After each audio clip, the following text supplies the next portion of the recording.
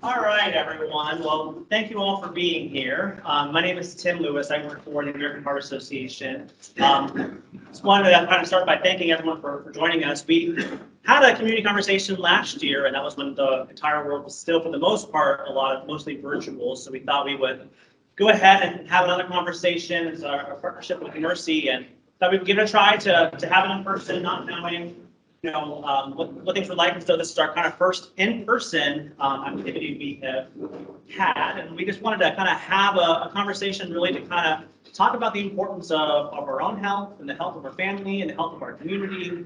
Wanted to talk about like what are ways we can live longer, healthier lives, both as individuals and as a community. And wanted to talk about medical care, especially the medical care that's provided at Springfield Regional Medical Center. And how Springfield Regional Medical Center is working with the community and treating its patients to provide care and build a culture of health. So we have a panel of our tremendous local health experts who are going to kind of guide our discussion and answer questions on a range of topics. I want to thank you all for being here. We're all going to also record the conversation, so we'll be able to kind of have the recording or to promote and for people to watch online who couldn't be here. So really hope this is just an educational conversation and informative discussion and impactful conversation. And going to do our best to cover as much information as possible. And so to get started, I'll kind of just introduce myself and then kind of go down and let each of our physicians introduce themselves. And my name is Tim Lewis. I work for the American Heart Association, and my role for the DHA is I'm a Director of Community Impact, which is, for my role, is that, one of the best ways to have healthy individuals to have healthy communities. And so my role is to try to work with communities to strengthen the health of communities and work with community partners, work with clinical partners to really build a culture of health. So go down and let each of our physicians introduce themselves. Hi, I'm Kari Crisby. I'm one of the interventional cardiologists in town.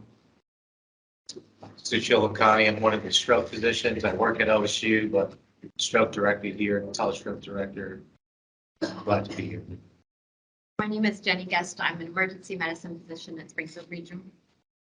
I'm Dr. Gucha Pradeep. I'm a cardiologist, but electrophysiologist. You can call me electrician of the heart. He's a plumber. I'm an electrician. So. And the siren's perfect time, which is the Fire Rescue Division. So when we wanted to have this conversation and we were kind of talking about what are the topics we wanted to cover in, and I was asking Lori and Chase, like, what are the issues that are most kind of are resonating right now as being important to talk about for the health of the community?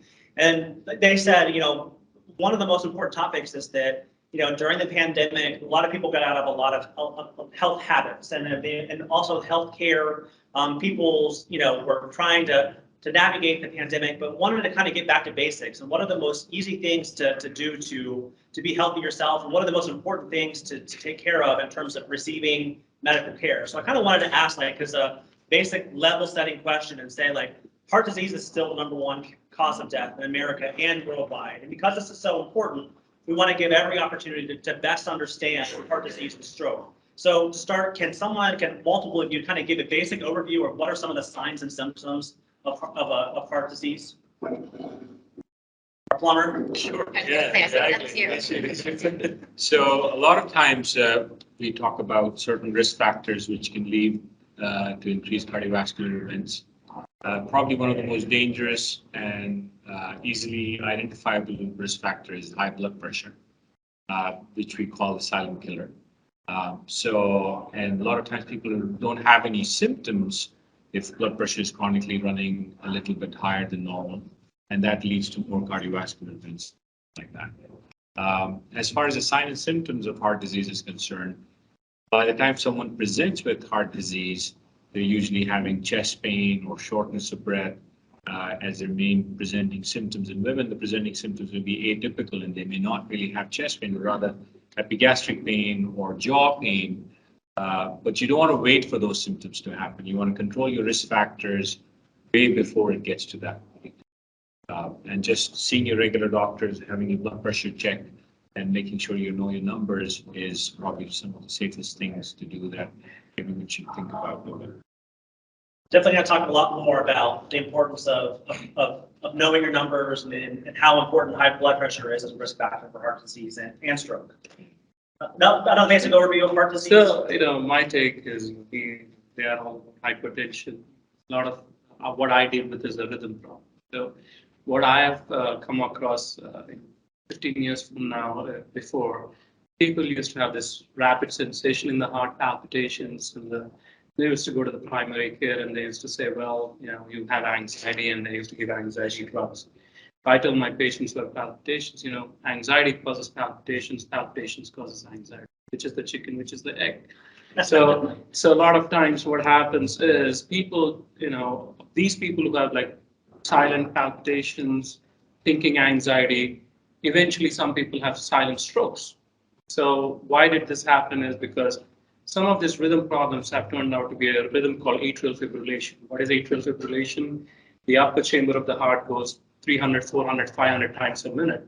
And the lower chamber says, well, I can't follow you that fast, so I'm going to go 150, 160. The blood does not squeeze right. It does not empty into the lower chamber. They form a clot, throw the clot into anywhere, maybe brain, maybe heart, maybe, into the intestines, So if it goes to the brain, you get stroke. So the neurologist can say a little bit more about it. Then nowadays, when the stroke approach, we have known so much that people want to identify this atrial fibrillation much early. That's why if you see your Apple Watch nowadays says, hey, you may be in AFib, So that's the awareness we need to create, because stroke is very debilitating. So it's very important for us to identify these rhythm problems. Yeah. And I agree. A lot of the cardiovascular risk factors are also stroke risk factors. So we try to look for them in our stroke patients, but hopefully they won't have a stroke before we catch them. So we look for high blood pressure. We look for atrial fibrillation. We look for high cholesterol. These are all risk factors for stroke that can cause plaques or clots anywhere in your arteries and your brain. And really prevention is the number one key, which I'm sure we're going to keep talking about, but I agree with all of it. That makes sense. I don't have a whole lot to add to what Just saying. You don't want to see me. You want to listen to these guys before you get to me. So I'll chime in later. Okay.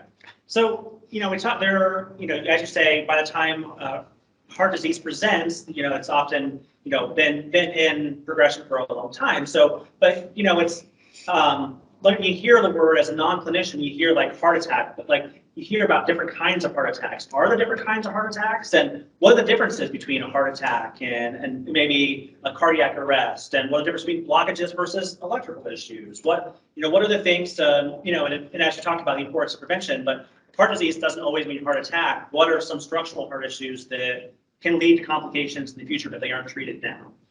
That's a very good question. So heart's a muscle, as you know, and muscle needs oxygen and blood supply to keep it going, just like any engine. If there's an obstruction or blockage in that muscle, people start having chest pain or shortness of breath, and that's angina. If the vessel completely blocks suddenly, that's when people have heart attacks or myocardial infarctions. Depending on the size of the myocardial infarction or the extent or the location, that's when an ultimate thing happens, which is called cardiac arrest. So a lot of times people can have angina, which leads to eventually myocardial infarction, which can eventually lead to cardiac arrest, which is game over kind of situation. Luckily, with today's advance in medical science and things like that, we can try and prevent those and work on risk factors. And although also a lot of our risk factors come from our genetics, but by modifying these risk factors, we can reduce chances of that happening. As far as types of heart attack is concerned, as we talked about, it's the blood supply issue. So even if you have a young person who is extremely anemic and there is lack of blood going to heart muscle because of profound anemia, they may start having shortness of breath. And they have a type of MI where it's not really a plaque rupture, artery blockage MI, but rather because of anemia, they can have heart attacks. Similar is the case if someone has a lot of blockages, but they're undergoing some procedure where they lose a lot of blood during that procedure. So that's a kind of MI, which we call a type 2 MI, which is not really a plaque rupture, syndrome blockage kind of. So there are different definitions, but as far as the common understanding is concerned, all roads eventually lead to cardiac arrest if you don't intervene in time. And if you intervene in time, you can prevent that. So my simple take on this is, for people who don't do medical knowledge, right? The heart is a muscle, correct? All your muscles are not beating all the time. Why is the heart muscle beating all the time? Because it's a function of electrical system. We all have natural God-given pacemaker which sends electrical signal to this heart. So that makes the heart squeeze in a rhythmic fashion. Now, suppose if the heart muscle is damaged, what does it mean? An electrical wire is damaged. How many people here want to touch an electrical wire which is damaged? Raise their hands, right? You don't want to because you get shocked, right? So same thing, what is shock? A dispersion of electricity. So basically in heart muscle, when it's damaged, whether it's happening because of the blockage, because blood supply is not reaching the heart, or whether you're in a car or you're going in an accident, you get damaged in the heart, the electrical wire of that particular muscle of the heart is damaged. When that is damaged, that can create irregularities, which can throw the signals very fast, 300, 400 beats per minute in the lower chamber. That's sudden cardiac arrest. So basically, once the heart goes that fast, there's no blood pressure. When there's no blood pressure, people pass out and they don't make it, right? So in a simple word, you have to understand your heart is an electrical chamber. Don't let that electrical wires get damaged. Whether it's from the blockage, whether it's for injury, whatever the cause may be, and that leads to that part of it. Anything else to add? That's a wonderful, comprehensive answer. Okay, so I'm going to ask us for our neurologist. I'm asking a question specifically about stroke. Stroke being the number 5 killer in America and the number 2 killer globally, and also a leading cause of preventable disability. But strokes can have different effects in the brain. It can also have many different causes. What are the different types of stroke? That's a good question. So there's 2 main types of stroke. One is the acute ischemic stroke, which is kind of like having a blockage, but the arteries in your brain. There's plenty of arteries that supply the brain. They both come. The 2 main are the carotids and the vertebrals. They go into the brain, and then they branch out into various different arteries. Now, the causes of these blockages are plaques or emboli, which can come from the heart when you have this irregular heart. And that would be these arteries, when they go and they supply one area of the brain, if it gets blocked like a plumbing system, it'll cause no blood flow to that area of the brain, causing a stroke. That's what we call an ischemic stroke. The second type of stroke is a hemorrhagic stroke. It's a bleeding stroke. The number 1 cause of both actually is hypertension. But what we tend to see is now this plumbing is now leaking. So it's not blocked anymore. There's a leak somewhere in this pipe, and now this blood is all over the brain, compressing the brain and all the neurons and cells around it, causing the stroke itself. So those are the 2 main types of stroke. And really to prevent both, I mean, you want to control your blood pressure and you want to make sure you don't have a lot of plaques, anywhere in your body, including your brain. And they are preventable, and that, that's a lot of where all the research is coming from now. But what I usually tell patients in layman's terms is one's a blockage stroke and one's a leaking stroke where you're bleeding into the brain. So earlier, I'll paraphrase you. You said that basically what is good for the heart is good for the brain. Mm-hmm. So what is the connection between the heart health and brain health? So like I said, a lot of brain health is from cardiovascular health. And a lot of research has been done to keep your arteries healthy. If your arteries in your heart and your carotids are healthy, your arteries in your brain most of the time tend to be healthy too. And so the link is to prevent plaque formation. That's number 1. Hypertension is number 1 cause of plaque formation, and then cholesterol is the other one. So when I see my stroke patients, we're always checking cholesterol, we're always checking their blood pressure. And we check it periodically. I tell them to keep a stroke blood pressure diary, see their PCPs to check their bad cholesterol, the LDL, every 3 months to make sure that's under control. Diabetes is another silent killer that can affect the vessels in the heart and in the brain. And so you want to make sure that you're checking those numbers too.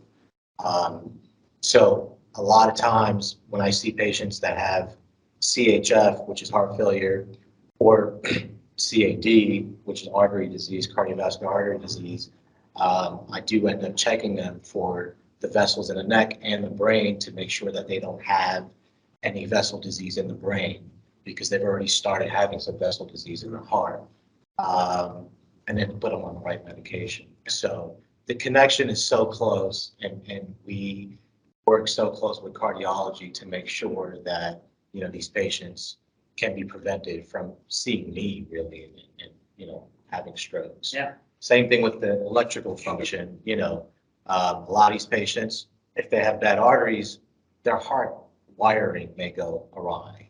And then they go into this atrial fibrillation, which can cause these silent clots hiding somewhere in the heart, you know, valves. And then when they go into regular rhythm, these little clots can then shoot up the crud and go into the brain and cause that ischemic stroke. And so we try to find it early and treat it. That's why the heart disease and stroke, the American Heart Association is also the American Stroke Association. Correct. For that reason, that they connect what is good for the heart is good for the brain. That link is just becoming more and more, you know, reinforced. And so earlier he talked about the signs and symptoms of heart disease and heart attack. Can you give us some signs and symptoms of stroke? And also we talked about how they present differently in men versus women sometimes. Are there differences in how stroke can present differently in men versus women? So stroke symptoms are pretty much the same in both genders. And we have a mnemonic called BFAST, which we usually tell the community to just put it in your head and memorize it. So BEFAST. BFAST. BFAST. Okay. What's that stand for? So B is for balance. If you notice any acute change in your balance, you know, you're walking, you're out playing, you're out gardening, and all of a sudden you're falling to one side more than the other, or you're walking and you're leaning towards one side or the other, that is a trigger. Okay, I need to go to the ER. So balance is very important. E is for eyes. So any type of vision changes, whether it's for 10 seconds, because that could be a mini stroke, I'll talk about that in a second, or whether it's permanent, you want to come to the ER right away. Because some of these clots are so small, they can go into these small arteries in your eye and just affect the eye and nothing else.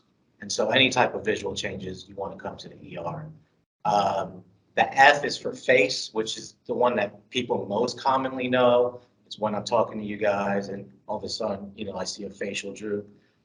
They have to be unilateral, these symptoms. So one side.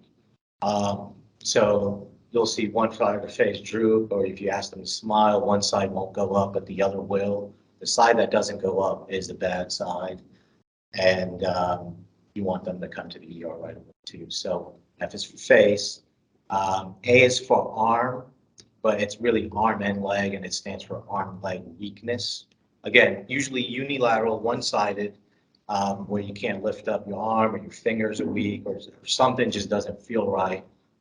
There's numbness involved too. S is for speech. You can't talk, or you're mumbling, you're slurring your words, you're not drinking. You know, it just happens all of a sudden. You're talking to your grandmother, and then all of a sudden she's staring at you and she can't speak. That's what we call aphasia. And so we tell, you know, the community to look out for that, for speech. And T is for timing, which is the most important. Time is still brain. We want you guys, once, you know, there's symptoms of stroke within this BFAST, please call 911, get the EMS there. They'll do their assessment and bring you to the closest ER as quick as possible. But be fast. B, balance. E, eyesight. Face, arms and legs, speech, and time. All right. So there's a good strategy for that. Right? Why did they come with the mnemonic BFAST to begin with? Because time is of the essence, right? So when you have stroke symptoms, you know, where you don't want to wait 24 hours to see if it goes away, Right. Because you come within that hours or, you know, 28, 8 hours, depending on what it is. You can actually reverse them with the medication immediately. But it's pretty reversible. Same thing with the heart disease, you know. We always quote these numbers called door to balloon, door to balloon. What is that? Basically is if you have a heart attack, the faster you open that vessel, the better it is the outcome is. Because once the damage is done, it's a muscle gone, it's a brain gone, right? Then you're all talking about rehabilitation. There's no coming back. The coming back happens within that first few hours. If you can get there fast, that's why I like the word be fast. So you know it, be fast, call 911. Let's get it going. And for stroke, I mean, timing is really important. 4.5 hours is what we have to give this thrombolytic medication, which is a blood clot I call it a get rid of the blood clot, so I always try to tell everyone, come into the ER, even if you don't think it's anything, just come. If you have any type of symptoms, at least you can get treated right away. And sometimes we could get rid of this blood clot, get the blood flow going, and you could prevent the stroke. You could still. Especially in this era, in the COVID era, what we have noticed, I have several patients which, in the 30s, 40s, they have this chest pain and they think that, hey, this is just a reflux problem, it will go away. And then you realize their heart function is down to 30%, 20%, because they've come late. Okay, why with the COVID time I'm talking? Because for whatever reasons, COVID has increased the clot forming mechanism inside our body much more than the others. So people may not have any symptoms of COVID, but still they have something called hypercoagulation, clot forming ability much higher than people. So it's very important to find the symptoms if you had COVID before or not. Just be careful, because we have seen a lot of young patients having these nowadays. One thing I wanted to add, if I could, to what you had mentioned to the Be Fast, is that really that last letter says call 911. And what we found when we were working on our stroke program, making sure that we had all resources and everything ready to go, is that when you call EMS, our teams locally are very skilled at recognizing strokes. We do lots of education to help them. And if they are the ones to bring you, they pre-notify, which means they may be 15 minutes out and our team is ready. We're clearing the CT, we're getting our techs ready, we're getting our nurses ready, we're assigning a bed. And all that does is it shaves those minutes off that we can figure out what's going on and get the treatment on board, which, as they mentioned, is crucial. Minutes really matter and they add up quickly. So calling 911 instead of calling your son to come bring you in or whoever is much better for you. All right. The American Heart Association has a program called Get With The Guidelines, which has been around for decades now. And Get With The Guidelines is a really a quality of a recognition program to recognize healthcare organizations for the treatment and the outcomes that they provide. The treatment they provide and the outcomes they attain. The Springfield Regional Medical Center, the medical care you provided at Springfield Regional Medical Center has earned several awards for Get With The Guidelines for stroke, for heart failure, and coronary artery disease.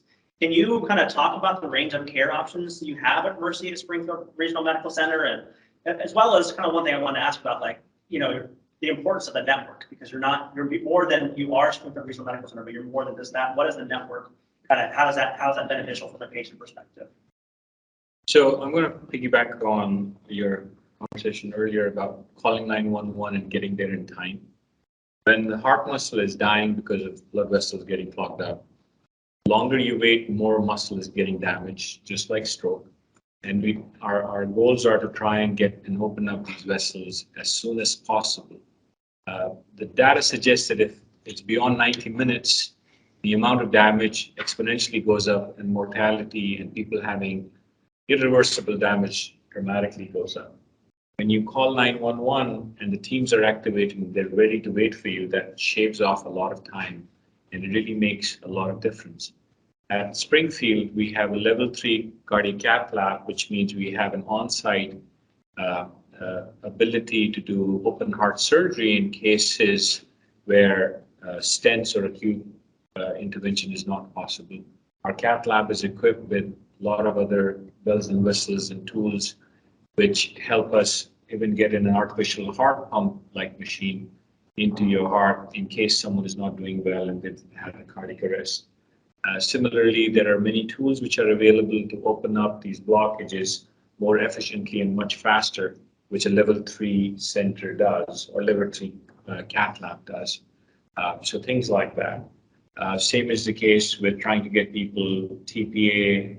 There's a time period during which you can give TPA, or even try and get them transferred to OSU, where there is higher level of care for neurological conditions or cardiac conditions, which requires an infrastructure and a whole setup of expert people to try and coordinate that, understand those signs, anticipate that this is where this is headed so that they can get things in the right direction.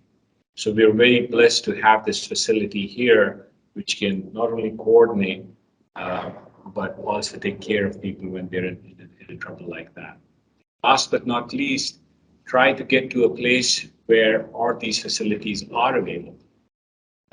One of the things that we try to measure is door to balloon time. If you go to a place where there is no on-site cath lab, then that door to balloon time is already out the window. And now we're talking about door in, door out time, where how soon that facility was able to turn you around and get to a place where they can take care of it. And you don't want to waste time. You don't want to be in a situation because those minutes can be a difference between life and death. So he's being modest, sorry. So he's being modest, right? So I'm not an interventional guy, so he doesn't pay me anything. But one thing I'm really proud of Springfield Regional Medical Center with my group of physicians is the door to balloon time, which he said the guidelines is supposed to be within 90 minutes. Our Springfield Regional Medical Center is 45 minutes, so half. So that means within that half minute, 45 minutes is basically helping you to restore your heart function, not get further damage. So that's the key. So, the biggest challenge nowadays is, we are seeing in Springfield also, I'm not going to say anything about anyone, but the ERs opening up everywhere and around this country, everywhere. This is the biggest thing they'll say, hey, we want to expand our network or something, but ultimately it bottoms down to dollars, right? But the big problem here is patient should be not seen as dollars. It's your health. When you go to a place, you want to get that done faster, right? If you had a chest pain and you go into a standing ER where there's no cath lab or anything, you going there itself may be delayed. From there, you're going to another facility, that may be a delay. So there's all delay in getting your heart muscle restored. So that's where the key problem arises. So, and that's why I'm saying, so if you're in wherever it is, if there's another hospital in town where there's a better performance, you need to go to that place where you have all these equipment, like same thing with the stroke. You have to go to a place where they can do a TPA, watch it, there's some neurological, association, right? So that's very important. So this is the key. The time is of the essence, especially in stroke and heart attacks.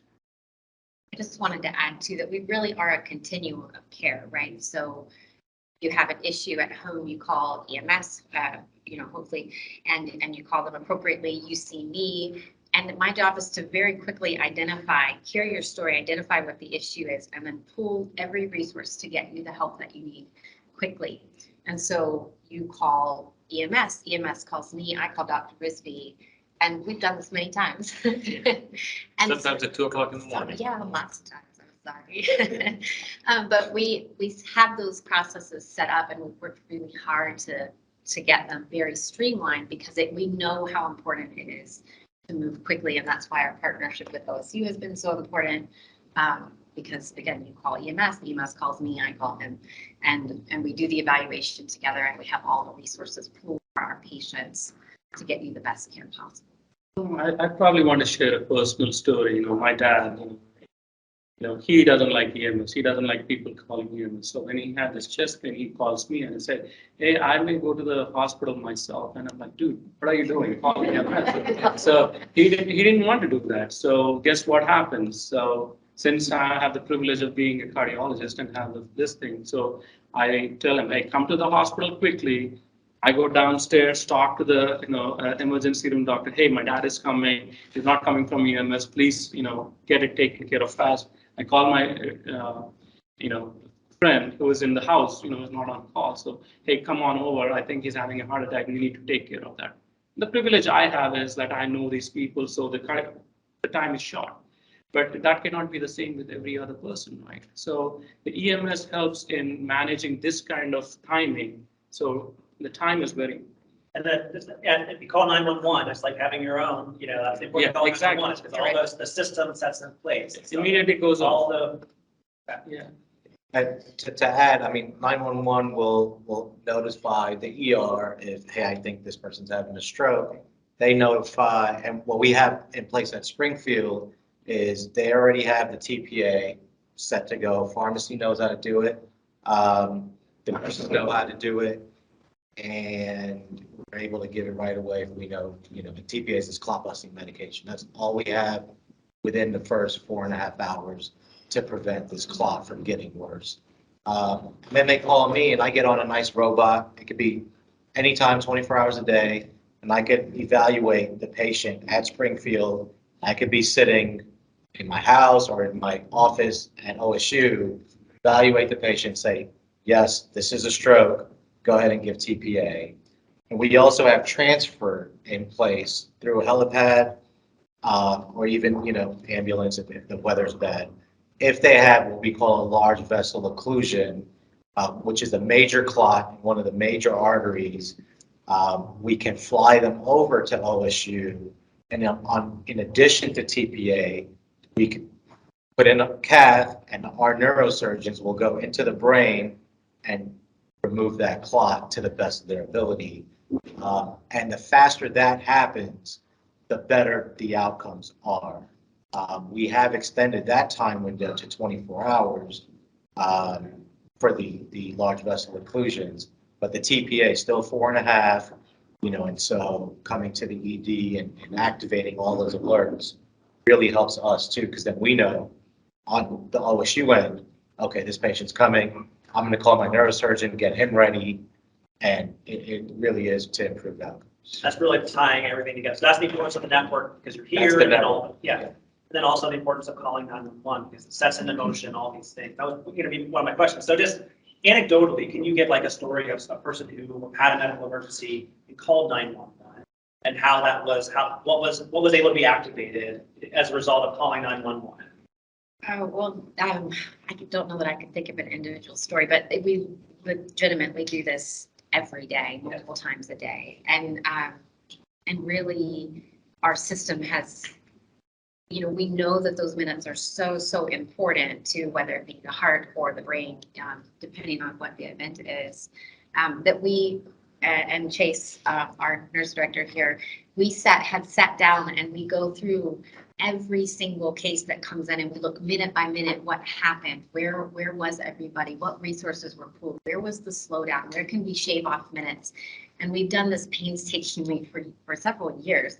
And it has really helped us narrow those windows down, because I think when we started, I've been here for several years, but when we first started, we would maybe get the clot busting medication on in time, 50% of the time, 60% of the time. We knew that was not good enough. We wanted to do better for our community. And by the time we were done, I think we'd hit 14 minutes from the time the patient got to our facility to when, I think that was our record, maybe 15. But we had really shaved that down, and we know that work is important. So my next question was actually going to be about, I know that you're a level 3 Cath Lab, and you explained what that means. Just to clarify for everyone, in Ohio, level 3 is the highest designation. There's level 1, level 2, and level 3, and you are a level 3 Cath Lab. But can you just kind of, in addition to things that you already mentioned about, for your level 3 Cath Lab, we talk about when someone's looking for where, for medical care, what should they be looking for, and what, how does having a level 3 Cath Lab set you apart? What with your stroke treatment? What are things that really set you apart in the community? So we're actually very lucky to have this kind of facility here in town, and it is actually one of the most highly rewarded, highly accomplished program that we have from a cardiovascular point of view, as well as from a logical point of view. A level 3 center, as we were talking about earlier, is a Cath Lab. That is, we have special tools where we can basically use certain drilling machines and things to open up very heavily calcified vessels. In case something is going bad, we have an on-site cardiothoracic surgeon with 24-hour cardiothoracic surgery backup support in case things do not work out or go the way that we want it to go. There are certain requirements for a place to be level 3 center, which means we are monitored by a national registry in terms of our complication rates and in terms of our results, which is sort of, we're held accountable to keep it that way every year. So not only do we have those facilities, we have to maintain a certain level of expertise and excellent care in terms of having low risk factor, low complication rates and things like that, which only a level 3 center, a star 3, a 3-star cardiovascular center can have. Same is the case for in case things don't go well, we have tools. For example, if someone's heart's not working, we can get an artificial machine into people's heart, which is like a small tandem heart or a small heart, which literally goes into your heart and pumps the blood out of the heart and provides the rest of your body with it. We call them Impella devices and things like that, which only a level 3 center can have, because it's not about only having tools, it's also having the expertise to run those tools. And then a point comes where you have to have that education and that training where you say this is not working or it's working and we need to escalate things or get someone to OSU because they need even more higher level of care. So it's a continuum of care that we're able to provide our community here. So for your point, just asked an example to work against. So the reason why we don't give an example is we do this every day. Okay. For you guys who are calling us from home, remember when the EMS comes to your house, the first thing is they do an EKG. Guess what? Where the EKG goes? The EMS is reading it, but it goes to them, the interventional cardiologist directly. So immediately, if there is an MI or a heart attack associated with the EKG, E gets activated, ER gets activated, the Cath Lab. So if it happens at 2 o'clock in the morning, say suppose you have a chest pain 2 o'clock in the morning. I mean, imagine that within 2 o'clock, you call EMS 3:15, EMS comes maybe, they get an EKG by 3 o'clock, okay? You will be able to get your stent or open up the blockage. How does that happen? Because of these processes where they're attached to it, right? The EMS will send all this information to the cardiologist, ER, much in advance. They hit the door. By the time they hit the door, they do the initial workup, make sure you're not bleeding anywhere before we put a stent. And they go to the Cath Lab. By that time at 2 o'clock in the morning, there's a Cath Lab staff waiting for you. A doctor is waiting for you already. So this is the way the EMS helps you doing that. If you have gone by yourself, it becomes a little bit challenge. So talked a fair amount about the importance of medical care and expert medical care and how fortunate the community is to have an expert level of medical care provided here. Let's kind of look at the other side of that same point and talk about prevention. You've all kind of talked about what are the importance of knowing the risk factors and knowing what's controllable versus what's non-controllable, what's modifiable versus non-modifiable. Talk about the importance of blood pressure. You talked about which is a risk factor for both heart disease and for stroke. Let's talk about what do people need to know in order, what is there a percentage of strokes that or heart attacks that are preventable, and what are the things that the general wellness we can know in order to best prevent heart attacks and heart disease and stroke from recurring. So, we have something we call TOAST criteria. That is toast. Okay. Like toast. Right. I like neurologists. So- Eat fast, toast. Yeah. And there's a mnemonic for everything. But this TOAST criteria, it's actually named after a trial. It's Trial of Org 1970. It's an old trial, but they like putting fancy names. But in this criteria is what caused the stroke. So by the time patients get to me, my job is, okay, the stroke happened. Now I need to know why it happened. And I need to put them on the right treatment so that, another one doesn't occur. And this TOAST criteria goes through these modifiable risk factors and non-modifiable risk factors. Number one is high blood pressure, right? So if the patient has been diagnosed with hypertension, but they don't check it at home, and the past 2 months, there's been a lot of extra anxiety or stress in the house, and their blood pressure has just been uncontrolled. We go through that. Number two is diabetes, which can affect all the large arteries in your neck and your brain. Number three is cholesterol, which we check all those numbers too. These are your modifiable risk factors. Obesity. I'm also a sleep board certified physician, so I'm focusing highly on sleep apnea, which can make all of these risk factors worse, which is about 80% undiagnosed. So one of my major goals is to actually send my stroke patients to get a sleep study, really. But that's not part of the TOAST, that's a separate thing. And then we have this other category, which, some of these sickle cell patients, the hypercoag patients, that's non-modifiable. That's genetics. And then heart disease. AFib is the other modifiable risk factor, unless if it was genetic, but, if it's been caused from heart failure or CAD. So all these risk factors is what we look for in these TOAST criteria.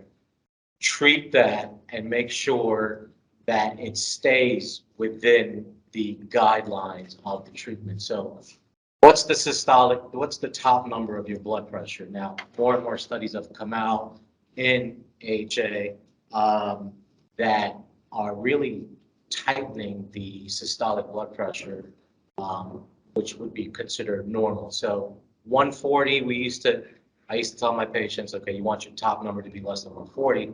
But nowadays, I actually want that number to be closer to 120, 110. We are seeing a lot more younger patients who have uncontrolled blood pressure from their 20s, 30s, and this just could be lifestyle, obesity, smoking, marijuana being legal. I've been seeing a lot of this stuff. COVID is causing a lot of stuff.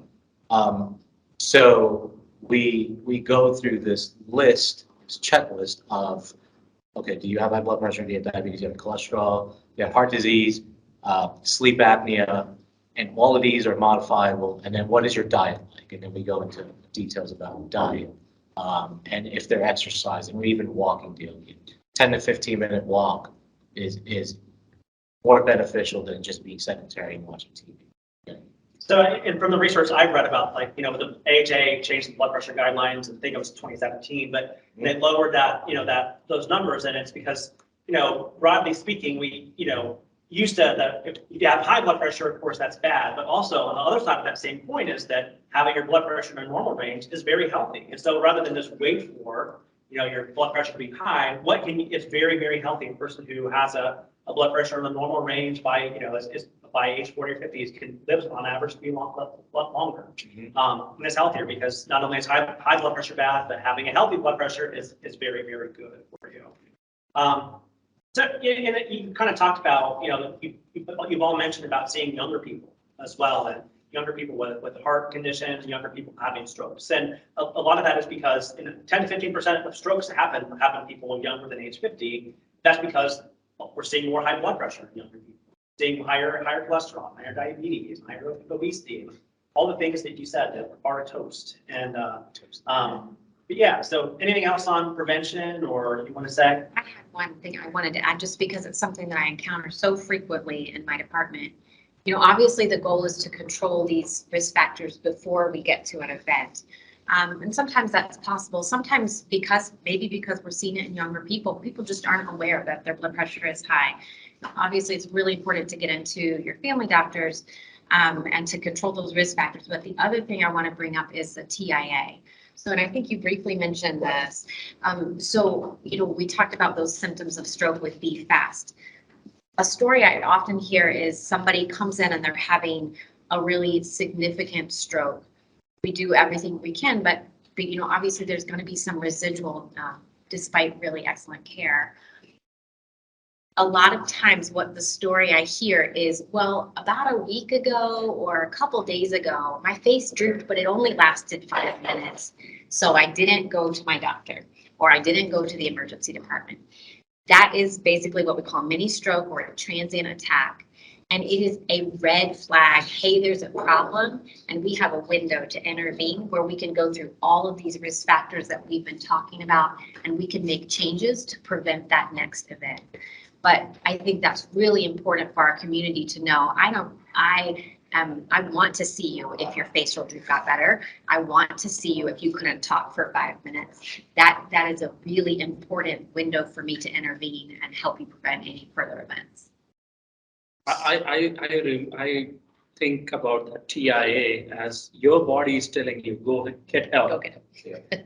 As simple as that. Your body is telling you because there's something big is going to happen soon if you don't do that.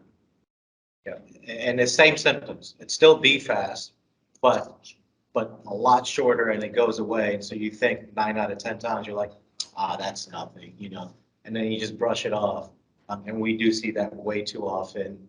And by definition, a TIA, the symptoms by AHA definition, it's 24 hours, but in reality, the symptoms really only last anywhere from 5 to 30 minutes. Like, it's so quick. So some patients just don't pay attention to it because it's like, oh, I was cooking and then, this hand just kind of went weak, but then it got better. So I just continue cooking again. But that is your big red flag. And Dr. Guess is right. You should call 911 or just go see your PCP right away. And that's another thing I've realized with COVID. Pradeep was saying that a lot of the community has stopped seeing their doctors on a yearly basis. I recommend that you go every 6 months and get your numbers checked. I'm more strict, but yes, yearly, at least go yearly and get your numbers checked. I have family genetics of high cholesterol. I have high cholesterol. And for years, I've been working out, losing weight, and even with all the weight loss, I still get my numbers checked every 6 months. And now I'm on a statin because it just wouldn't go down. So I tell my patients that story. When they hear that, they're like, oh, my doctor's on cholesterol medicine. So let me go check my numbers too, and just keep a diary and at least go see, or if they don't have a family doctor, reach out to your ER physician or just anyone in your community. These urgent care centers can set you up with family doctors. So I always tell them to do that too. So very compelling case for knowing your numbers. And Mercy, you do all sorts of screenings in the community to help people know their numbers and how the importance of knowing your numbers. So say a person, has not been connected to care, has not seen their primary care physician, and has kind of gotten a little bit lost, and they find out that their numbers aren't where they get a blood pressure screening and find out their blood pressure is higher, plus, or they gain, step on a scale, they gain some weight. How do they get connected to care? What are steps to get connected to care? Oh, why is it? We are the safety net for everyone. So we do have lots of folks that come into the emergency department who don't have access to primary care. And we have multiple resources that we can pull to help address that need. We certainly work closely with Rocking Horse to help them establish folks who need to get care right away. We also have a network of physicians and a number that we can give to patients where you can call and they'll help you find somebody who is in your area, in your network, or has an opening, etc. So we do spend a lot of time in the emergency department navigating that. We have some really wonderful case managers that we bug a lot, but they are adept at helping us find the resources that our folks need, including physicians. Well, a lot of times when I see them at OSU, let's say they got transferred to OSU, and I usually ask them, well, why didn't you go see your yearly physician? And they said, well, I didn't have insurance. I lost my job. It's been a bad 3 years.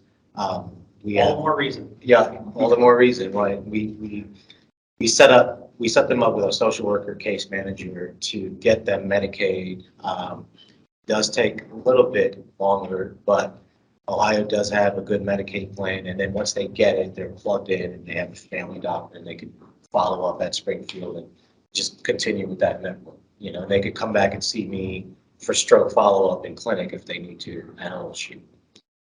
I'd like to add something on that. You hear very often people saying that I didn't get medical care because I did not have insurance, but almost all generic meds do not cost more than a pack of cigarettes. If you can buy a pack of cigarettes, I'm not putting cigarettes down, but my analogy. No, the cigarettes are bad. Cigarettes are bad. You can go to Walmart and you can, if you have a prescriber prescribe you medication by going to an urgent care or a primary doc, and it may not cost you a lot of money, and then you can have refills and still continue to have a year's medication or 2 years medication for not more than 30, 40 bucks. It is worth doing that because that is a difference being alive or being dead 10 years or 15 years from now, or worse, being incapacitated or not have an arm or a leg to work because you suffered a stroke because you didn't take medication when you were in your 40s because you thought you couldn't afford it. You can afford it. Almost everyone can afford it. And if you cannot afford it, there are resources available at all these places where they can get you care, and there are different places which will live in. Actually, Mercy does a very good charity program too. And through the foundation, we have always helped our patients. One thing again for Mercy Health, I can tell is what I'm proud of. I'll tell you another example. Recently, my daughter just wanted a GI doctor to just come up pain.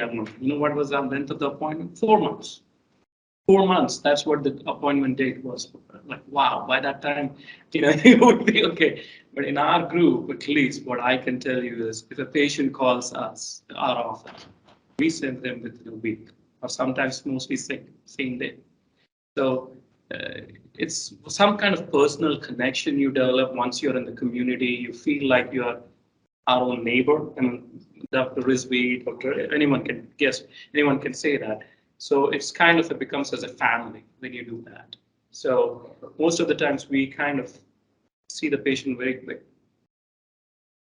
All right, so I have a whole list of other questions. Every answer you give makes me think of additional questions I'd like to ask because it's so illuminating to hear from your perspective.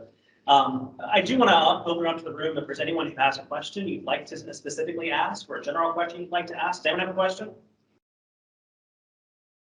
Yes, sir.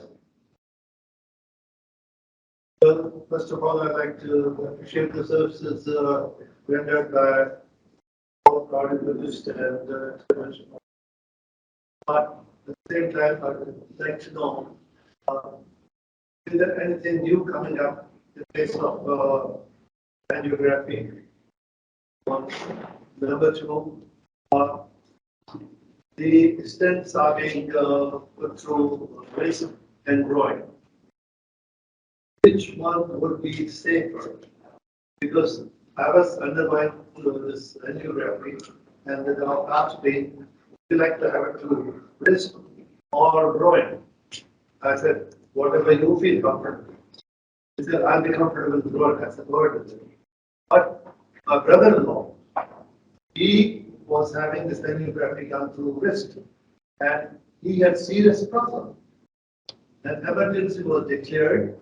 And his wife was saying, they still say, but I would like to know which procedure is safer in general. And number three, just a common, my friends there, some of them drink alcohol. This is not concerned with angiography. But they say if you drink alcohol, then you will never have a heart problem. There are those that are calling your heart. Let's talk about that. So I'll let him handle the first two. I'll talk about the third. I'll talk about the third. Sure. Yes, it's a very Absolutely. serious question. No, I'll give you the third. Let him answer. Absolutely. Absolutely. Thank you. Good. You want to address the alcohol first? Or After that, it's. I don't know, you're the alcohol expert. Go ahead. So first of all, as far as the angiography is concerned, there are different, there's a specialized CT scan that we can do now, depending on the patient population, depending on the risk factors. We can do a CT scan, which is like an angiogram. Instead of doing an invasive test, we can just do a CAT scan, which specifically looks at blood vessels of the heart. But if you do already have a lot of stents in there, then you can get false readings with it. Or if someone has a lot of calcification, usually that happens in older generation, older population, because they have a lot of calcification, then the images appear to be, you have a lot of false abnormal or false positive results in the CT scan. So it has its limitations, but as more and more advanced CT scans are coming into play, we can do a lot of imaging with the CT scan and do testing with the CT scan without doing an invasive testing. So that is number one.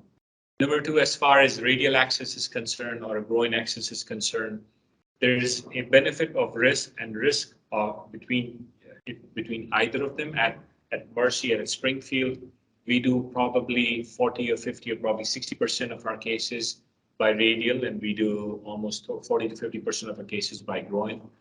If you have to take a lot of equipment into the heart, if you have to do certain procedures which require drilling and cutting and taking special large multiple stents in there, then going through groin is better. It is also very operator dependent. Your answer to your doctor was exactly the right answer. Whatever you're comfortable with is the right thing to do, because there is a role for going through radial and there's a role for going through groin. There is a little bit of advantage from radial from patient's comfort point of view. They don't have to lie flat. Maybe there's a little bit of less bleeding through wrist than through groin. But then again, it depends on case by case basis, the operator's choice and the patient's choice. Most of us who go through radial sometimes prefer radial because that's what patients find more comfortable as well. And maybe there is a little bit of less bleeding risks with radial. Those who go through groin and prefer going through groin can deliver more equipment through groin because you can take in bigger catheters into the heart going through groin. If someone's crashing and their blood pressure is going down, then you prefer going through groin because, as we were just talking about, there's an assist device, which is like an artificial heart device that can only go through groin because it is a larger bore and larger size equipment that can go through groin. As far as the third question about alcohol is concerned, there is some data that a glass of wine. To answer that. Oh, sorry. I overstepped my bound. No, the reason I have What would be the percentage of failure or not comfortable angioplasty through and percentage? So the accepted conversion from radial to groin, 95% of the time, radial operators can do everything through the wrist. 5% of the time, all radial operators have to convert to groin as well. Again, it's a choice and it's the expertise where you are at, which matters a lot. But if someone is sick and if they have a lot of procedure or a complicated procedure that needs to be done, then everyone prefers going through groin. So about the alcohol, the reason I say that is because before COVID, I used to do classes for my patients for AFib. Okay. On that AFib, 15 minutes to 30 minutes, I used to be 2-hour lectures, 30 minutes are basically for alcohol. So basically, you probably heard, probably a lot of you heard, 1 glass of wine is good for your heart. Yeah. How many people heard that? Everyone, right? Everyone, right? Because it was not you, right? Not yet. So it was in New York Times, it was in the paper for headlines 10, 15 years ago. The article actually quotes the paper, which was done in European country. Basically, there's a group A, there's a group B, okay? They exercise every day, okay? And they do Mediterranean diet, okay? And then they introduce 1 glass of wine to a group A and nothing to group B. So in that group A, out of say there's 100 patients, there's a subgroup of patients down here with a different genetic makeup. Only 15% of that genetic makeup, we're not talking about the 15% of the entire group, 15% of that subgroup tend to have good cholesterol levels, okay? And that good cholesterol levels translate into decrease in blockage, okay? That's what the 1 glass of wine study came from. But one thing they forgot to mention in the New York Times articles or any other articles is that entire group A who was exposed to 1 glass of wine had 17% risk of atrial arrhythmias. That's atrial arrhythmias, rhythm problems, 17%. So 17% of the people were at risk of getting AFib, okay, which can actually cause stroke. Okay, so that was the initial crux of the study. Everyone was 1 glass of wine is good. So my patient said, no fun, Dr. Kuchar. I said, you know what? You can argue with me. My 90-year-old neighbor drinks like a fish and he's not had an AFib. But if you have AFib, don't drink alcohol because nothing's going to save you. Alcohol is a direct toxin to your heart. Okay? It destroys the electrical wires, basically. When it happens, if its upper chamber is destroyed, you go into atrial fibrillation. If the lower chamber electrical wire is destroyed, you go into cardiomyopathy. That's all it is.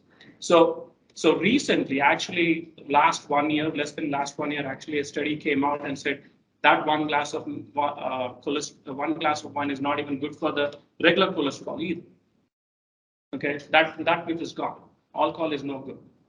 Okay, so you know who actually has the best cholesterol? You know, there's bad cholesterol and a good cholesterol, HDL. You know who has the best cholesterol?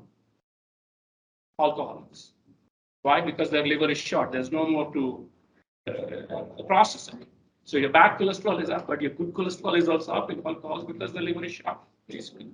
So that's true.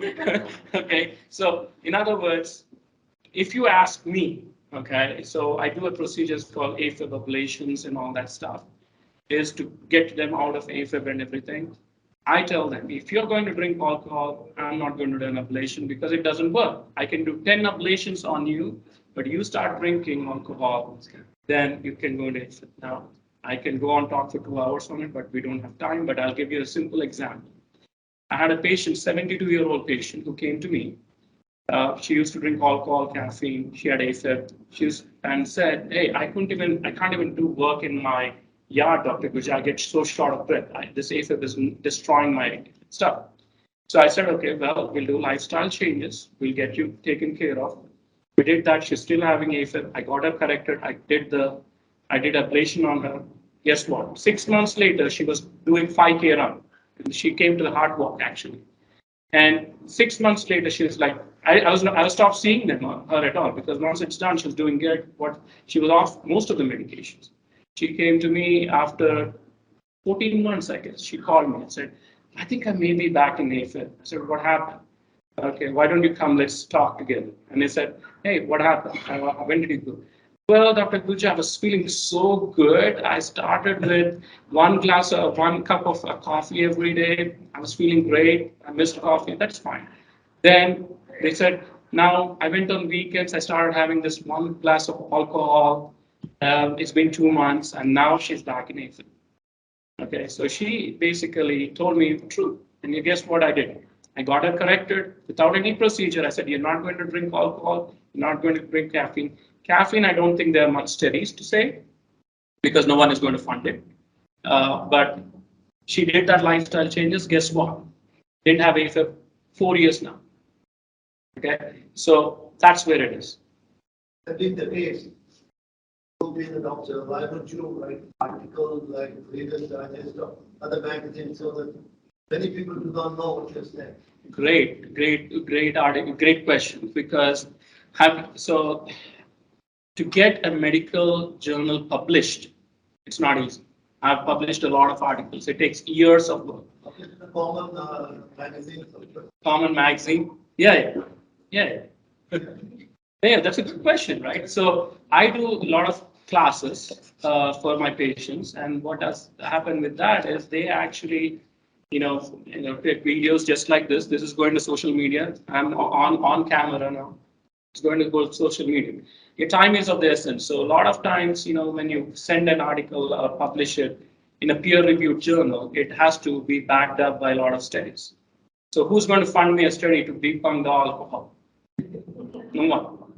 Okay, that's frank. That's fact. Okay, that's fact. Well, I want to thank everyone for being here this evening and for being part of the conversation. I especially want to thank each of you for not only for being here tonight, but for the expert care you provide in the community. And I want to end by asking each of you if you have one final takeaway to kind of give everyone. One, if everyone remembers, we cover so much material. But last thing, kind of parting words for. I'd say walk 30 minutes every day. Walk 30 minutes every day.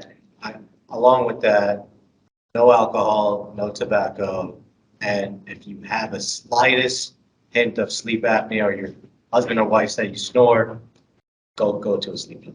Knowledge is power. Remember that the emergency department is absolutely your safety net. We know that the medical system can be hard to navigate, and we are here to help. And when you have a medical emergency, We are the place to go. call 911. 911. I would say, there's always a say, love thy neighbor, but love yourself first. Listen to your body.